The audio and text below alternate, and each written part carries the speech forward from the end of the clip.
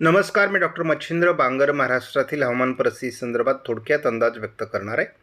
समोरील उपग्रही छायाचित्राचं निरीक्षण केलं तर दोन्ही समुद्रांमध्ये बाष्प निर्माण झालेला आहे. जे पावसास अनुकूल अशा प्रकारचे ढग आहेत. महाराष्ट्राच्या विदर्भाच्या उत्तरेला म्हणजे मध्य प्रदेशच्या काही भागात किंवा छत्तीसगडच्या काही भागामध्ये पावसास अनुकूल अशा प्रकारचे ढग आहेत. सध्या उत्तर भारतातील WD हा कमजोर स्थितीत गेला आहे. महाराष्ट्राच्या उपग्रह छायाचित्राचं बारकाईने निरीक्षण केलं तर महाराष्ट्रामध्ये काल फारसं पावसाळी वातावरण तयार झालं नाही. मात्र रात्री काही प्रमाणात सोलापूर किंवा बीड, पश्चिम हिंगोली या भागात ढगाळ परिस्थिती निर्माण झाली होती आणि थोडं विदर्भामध्ये अमरावती, नागपूर, भंडारा, गोंदियाच्या दिशेने पावसास अनुकूल ढग निर्माण झाले होते. आज 22 तारखेला GFS मॉडेलने महाराष्ट्रामध्ये मराठवाडा, विदर्भ, उत्तर महाराष्ट्र, मध्य महाराष्ट्र असं पावसाळी वातावरण राहण्याचा अंदाज दिला आहे. 23 तारखेला देखील विदर्भ मराठवाड्यात पावसाची शक्यता कायम आहे. GFS मॉडेलने 24 तारखेला देखील मराठवाड्यात पावसाचा अंदाज दिला आहे. थोडा विदर्भात हलका पाऊस होईल.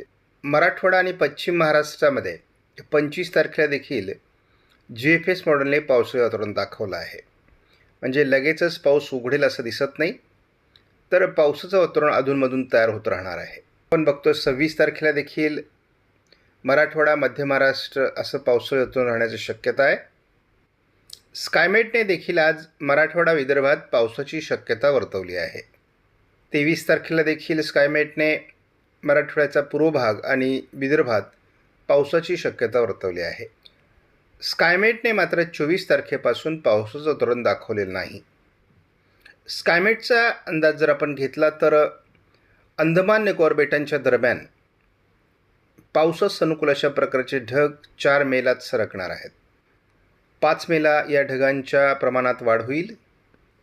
तर स्कायमेटच्या अंदाजानुसार 6 मेला बंगालच्या उपसागराच्या दक्षिण टोकाला म्हणजेच अंदमान निकोबार बेटांच्या आजूबाजूने जोरदार पावसाची शक्यता आहे. ECMW मॉडेलनुसार देखील मराठवाडा, विदर्भात आज उद्या पावसाची शक्यता आहे. 23 तारखेला हे वातावरण थोडं मराठवाड्याच्या पूर्व भागात किंवा पूर्व विदर्भाकडे सरकण्याची शक्यता आहे. 24 तारखेला देखील मराठवाड्याचा पूर्व भाग, विदर्भात ढगाळ वातावरण राहण्याचा अंदाज कायम आहे. 25 तारखेला मात्र या वातावरणाचा प्रभाव कमी होण्याची शक्यता आहे.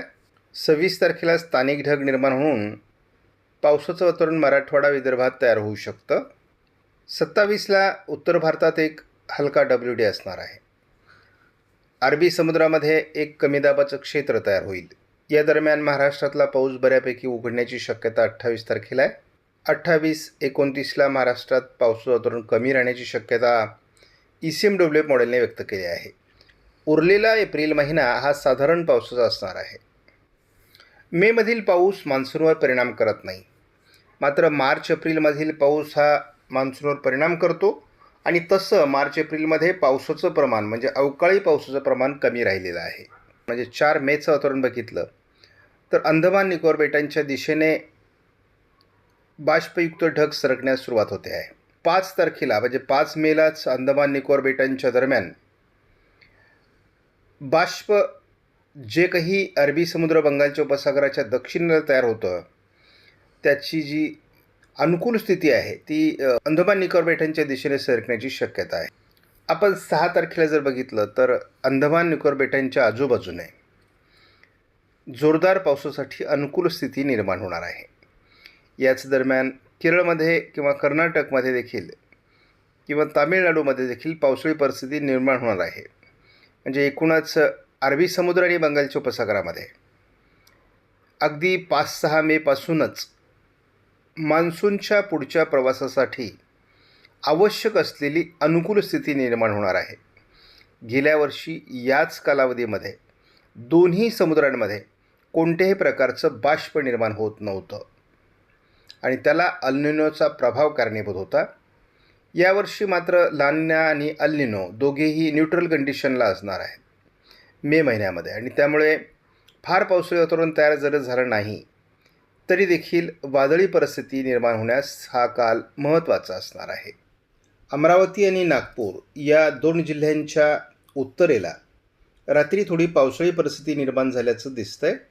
या मॉडेलनुसार आपण जर हवेचा दाब बघितला तर महाराष्ट्रामध्ये सध्या 1006 हेक्टोपास्कलपर्यंत हवेचा दाब खाली येतो आहे आणि हे स्थानिक पाऊस किंवा कमी दाब निर्माण करण्याकरता अतिशय अनुकूल स्थिती आहे. अधूनमधून हा 1004 हेक्टोपास्कलपर्यंत कमी होतो आहे. म्हणजे उष्णतामान जसं वाढेल तसा हवेचा दाब कमी होईल आणि या दोन्ही घटना जेव्हा घडतील तेव्हा महाराष्ट्रामध्ये पावसास अनुकूल स्थिती राहील. मात्र साधारण आपण बघतो की हे वातावरण 26-27 तारखेपर्यंत राहणार आहे. 28 तारखेपासून पावसाचा प्रभाव थोडा कमी होण्याची शक्यता दाखवली जाते अनेक मॉडेलमध्ये. या मॉडेलच्या माध्यमातून आपण धावता अंदाज घेणार आहोत. काल नागपूर आणि अमरावतीच्या उत्तरेला थोडं पावसाळी वातावरण तयार झालं होतं. आज थोडं मराठवाडा विदर्भ असं पावसाळी वातावरण तयार होण्याची शक्यता आहे. त्याचा थोडा प्रभाव मध्य महाराष्ट्रातही काही जिल्ह्यात असू शकतो. 23 तारखेला मात्र हे वातावरण थोडं विदर्भाच्या दिशेने अधिक असण्याची शक्यता आहे, परंतु एकूणच फार मोठा प्रभाव असणार नाही. नांदेड, चंद्रपूर आणि गडचिरोली या जिल्ह्यात पावसाळी वातावरण 23-24ला असण्याची शक्यता आहे. अगदी आपण 25 तारखेला बघितलं तर नांदेड म्हणजे मराठवाडा आणि पश्चिम महाराष्ट्रात थोडी ढगाळ परिस्थिती अधूनमधून तयार होत राहील. हलका ते मध्यम स्वरूपाचा अवकाळी पाऊस या दरम्यान होत राहणार आहे. त्यामुळे महाराष्ट्रातील पाऊस पूर्णतः उघडलेला नाही. मात्र एकूणच आपण एप्रिलचा शेवट साधारण पावसाने होतो आहे असं बघतो. मात्र 1 मेपर्यंतचा आपला अंदाज आता सुरू झाला आहे. 1 मेला आपण भुवनेश्वर आणि हे साधारण ओरिसामध्ये पावसाळी परिस्थिती वाढताना बघतो. त्यामुळे उरलेला कालावधी पुढील 10 दिवसाचा फार पावसाळी असणार नाही. आपणास व्हिडिओमधील माहिती महत्त्वपूर्ण वाटल्यास लाईक करा, शेअर करा, चॅनलला सबस्क्राईब करा. धन्यवाद. जय हिंद, जय महाराष्ट्र, जय बळीराजा.